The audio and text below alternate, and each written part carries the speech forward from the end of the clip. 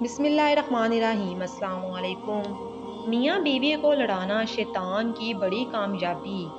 امام اعظم رسول اللہ صلی اللہ علیہ وآلہ وسلم کا فرمان ہے، ابلیس اپنا تہت پانی پر رکھتا ہے، پھر وہ لوگوں کو فتنوں میں ڈالنے کے لیے چھوٹے چھوٹے لشکر بھیجتا ہے۔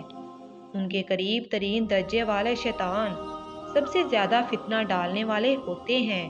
پھر ان میں سے ایک آ کر ابلیس کو کہتا ہے کہ میں یہ کر کے آیا ہوں۔